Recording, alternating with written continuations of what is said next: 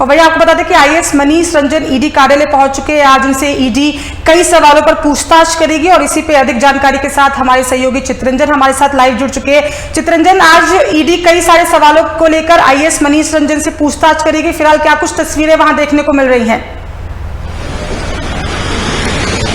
देखिए, भू राजस्व विभाग के जो आईएएस मनीष रंजन है, उनको लगातार दूसरे समन पर वो ईडी कार्यालय पहुंचे और ईडी कार्यालय के अंदर वो प्रवेश कर चुके। तस्वीरें ईडी कार्यालय की बाहर की है। हालांकि वो कुछ ही देर पहले 5 मिनट पहले ही वो अंदर पहुंचे हुए और उनके चेहरे पे जो मास्क लगाकर वो ईडी कार्यालय पहुंचे थे ताकि लोग उनको पहचान ना सके। और गाड़ी जो है उनका पूरा ईडी कार्यालय का जो मुख्य गेट है वहीं पर सामने रुकती उनकी गाड़ी और वो तुरंत दौड़ते हुए ईडी कार्यालय अंदर प्रवेश करते हैं। आपको बता दें कि आईएएस मनीष रंजन दूसरे समन के बाद ईडी कार्यालय पहुंचे हैं और इस वक्त वो ईडी कार्यालय के अंदर है, जहां उनसे कुछ देर के बाद पूछताछ होगी।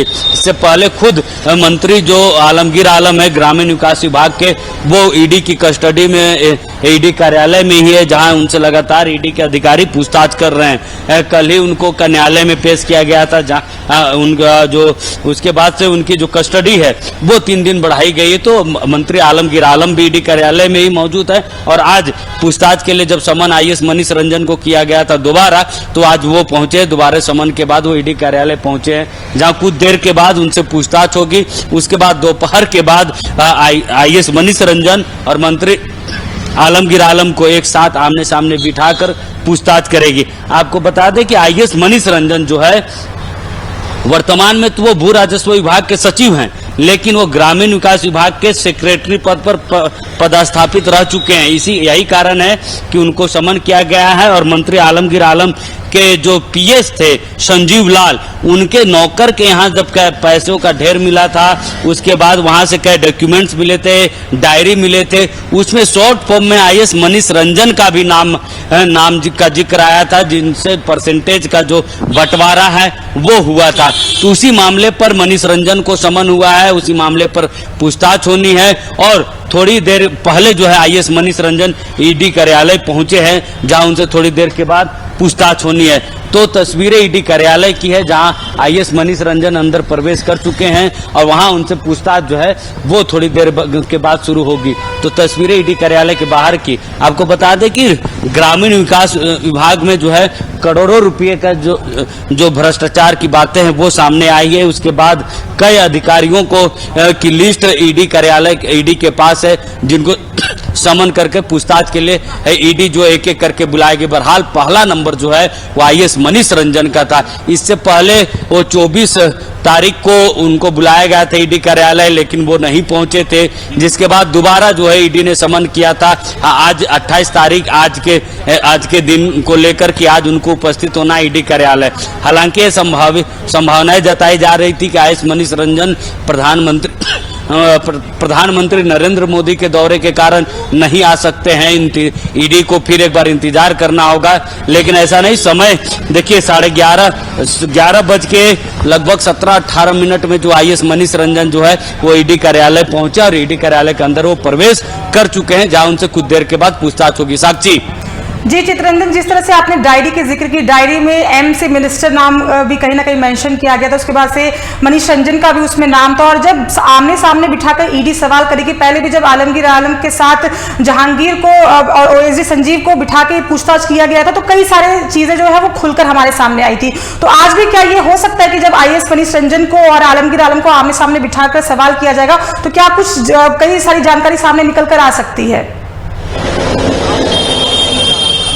देखिए साक्षी, अभी जो जानकारी मुझे मिल रही है यह पहली जानकारी यह है कि पहले आईएएस मनीष रंजन को सेपरेट पूछताछ करेगी ईडी, क्योंकि कैसे सवाल है, जब तथ्यों के आधार पर उनसे पूछताछ होगी तब प्रारंभिक जांच में वो क्या कुछ जवाब देते हैं कि जो सवाल की जो फेयर लिस्ट बनी है उनके वो कैसे जवाब देते हैं। उसके बाद दोपहर के बाद जो है वो आलमगीर आलम के साथ आमने सामने बिठाकर उनसे पूछताछ होगी और उन्हीं सवालों के जवाब फिर एक बार पूछे जाएंगे कि कि ग्रामीण विकास विभाग में जब आप सेक्रेटरी थे तब कैसे जो है वो पूरा परसेंटेज का खेल चलता था, टेंडर माइनेज सच में इसमें आपकी क्या भूमिका थी, मंत्री आलमगीर आलम की भूमिका क्या थी, पीएस संजीव लाल किनसे संपर्क करते थे, डायरेक्ट किनसे बातचीत करते थे?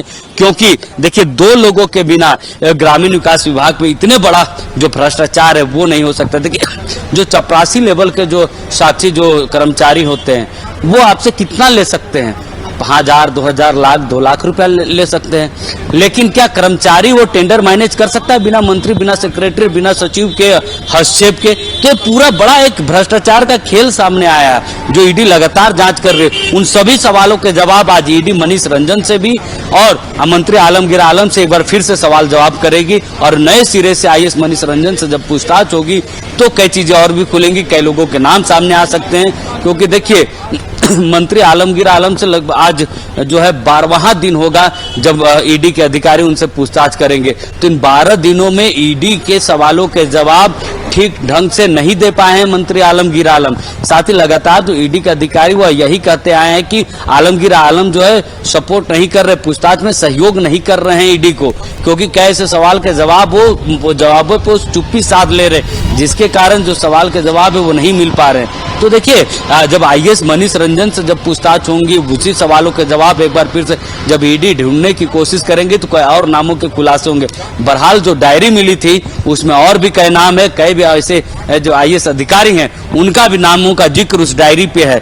फिर साथ ही साथ राजनेताओं का भी नाम है और वो सब बड़ा टेक्निकली आप देखेंगे साक्षी तो बड़ा शॉर्ट फॉर्म पे वो नामों का जिक्र किया गया था कि शुरुआती जो अक्षर हैं अधिकारियों के वो लिखे जाते थे, कोई पूरे नाम नहीं लिखे जाते थे और कितना जाता था वो भी लिखा जाता था, मेंटेन किया जाता था, ताकि भ्रष्टाचार का जब पैसा बटे तो हिस्सेदारी सबकी बराबरी हो, किसी का हो हिस्सेदारी में आगे पीछे ना हो जाए। इसके कारण रिटेन पे पूरा हिसाब रखा जाता था, वो हिसाब संजीव लाल जो है वो रखता था और वो कागज वो डायरी अपने नौकर के हाथ छिपा के रखता था ताकि किसी को इसकी जानकारी ना लगे। लेकिन एक तरफ 2022 से लगातार ईडी का जो रेड है, ईडी की जो जांच है वो लगातार झारखंड में हो रहा है, लेकिन फिर भी वो जो पैसे मिले थे वो बताए जाते हैं कि पिछले 3 महीने के ही पैसे थे।